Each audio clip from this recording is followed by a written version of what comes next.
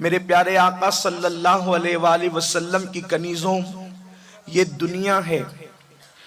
دنیا لوگوں کو بہت اچھی لگتی ہے، لیکن جس دن لوگوں کو دنیا کی حقیقت پتہ چل جائے، اس دن لوگ دنیا کو مری ہوئی بکری کے عوض بھی قبول نہ کرے۔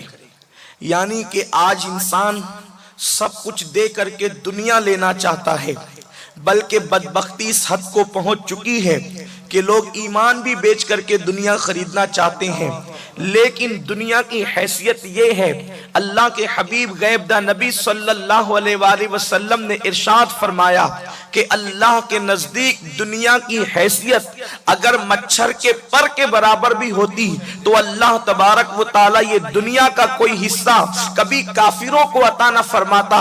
اللہ کے نزدیک اگر مچھر کے پر کے برابر دنیا کی حیثیت ہوتی تو فرعون بادشاہ نہ بنتا، بلکہ بادشاہت ظاہری موسیٰ کے ہاتھ میں ہوتی۔ نمرود بادشاہ نہ بنتا، بلکہ پوری کائنات کی حکومت حضرت ابراہیم علیہ السلام کے ہاتھ میں ہوتی۔ حالانکہ حقیقت تو یہی ہے، حاکم تو صحیح معنوں میں موسیٰ و ابراہیم ہی رہے، لیکن ظاہری حکومت کی بات کر رہا ہوں، ظاہری مان و منال کی بات کر رہا ہوں۔ میرے پیارے آقا صلی اللہ علیہ وسلم کی کنیزوں، دنیا یہ ہے کہ دنیا کے اندر جو چیز حسین نظر آتی ہے وہ حسین نہیں ہے، بلکہ اس کے اندر جو ہے وہ قباحت ہے، اس کے اندر تباہی اور بربادی ہے۔ میرے پیارے آقا صلی اللہ علیہ وسلم کی کنیزوں، دنیا یہ ہے کہ دنیا کے اندر انسان کی ہر خواہش پوری نہیں ہو سکتی۔ اللہ اکبر، ہزاروں خواہشیں ایسی کہ ہر خواہش پہ دم نکلے، بہت نکلے میرے ارمان، مگر پھر بھی وہ کم نکلے۔ میرے پیارے آقا صلی اللہ علیہ وسلم کی کنیزوں،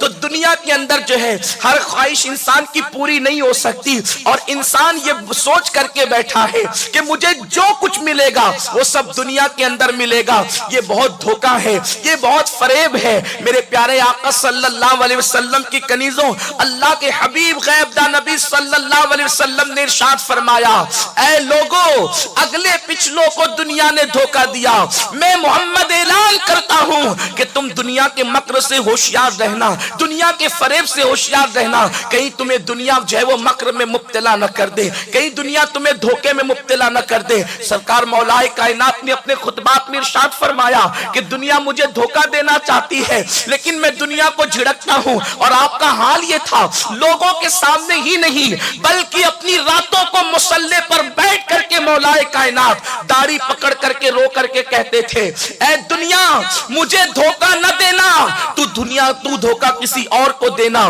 تو فریب کسی اور کو دینا۔ مولا کائنات نے تو یہاں تک فرمایا کہ اے دنیا، تجھے 3 طلاق دی جا چکی ہے، اب تیرا میرے ساتھ کیا تعلق ہے؟ میرے پیارے آقا صلی اللہ علیہ وسلم کی کنیزوں، آپ سوچتی ہوگی دنیا کیا ہے؟ دنیا یہ ہے کہ اللہ کو بھول جانے کا نام دنیا ہے، اور اللہ کو یاد رکھنے کا نام دین ہے۔ میرے پیارے آقا صلی اللہ علیہ وسلم کی کنیزوں، آج جو ہے حالات دیگرگو ہوتے جا رہے ہیں، آج حالات بد سے بدتر ہوتے جا رہے ہیں۔ انسان سب کچھ دنیا ہی میں پا لینا چاہتا ہے، انسان سمجھتا ہے جو میں چاہوں گا وہ ہوگا، لیکن مولا کائنات فرماتے ہیں اللہ کی معرفت مجھے اللہ رب العزت کے فیصلوں سے نصیب ہوئی، اللہ رب العزت کی پہچان مجھے اللہ کے فیصلوں سے نصیب ہوئی۔ یعنی مجھے اس طریقے سے رب کی معرفت عطا ہوئی کہ میں جو چاہتا تھا میرے ارادے ٹوٹ جاتے تھے، یعنی میں جو چاہتا تھا میرے ارادے ٹوٹ جاتے تھے، تو تب میں نے اللہ کو پہچانا کہ میں جو چاہتا ہوں اس کو توڑنے والی ذات بھی کوئی ہے۔ میرے پیارے آقا صلی اللہ علیہ وسلم کی کنیزوں، لیکن عجیب سی بات ہے، اللہ اکبر، ہر بات اللہ والوں کی چاہی ہوئی بھی نہ ہوئی۔ حالانکہ اللہ والوں کے چاہنے سے بہت کچھ ہوتا ہے، لیکن اگر ان کی زندگی کا آپ مطالعہ کریں تو بہت ساری چیزیں ایسی ہیں کہ انہوں نے اس کو چاہا اور وہ نہ ہوا، انہوں نے اس کو چاہا اور وہ نہ ہوا۔ اس کا مطلب یہ ہے کہ اللہ رب العزت جو چاہے وہی ہوتا ہے، اور رب تبارک و تعالی کہ محبوب بندے اللہ کے چاہنے سے چاہیں تو وہ ہوتا ہے، لیکن اللہ کی مرضی کچھ اور ہو اور بندے کی مرضی کچھ اور ہو تو پھر اللہ رب العزت کی مرضی غالب رہتی ہے۔ میرے پیارے آقا صلی اللہ علیہ وسلم کی کنیزوں، میری بات کو آپ دوسری طرف قطعی نہ لے جائیں.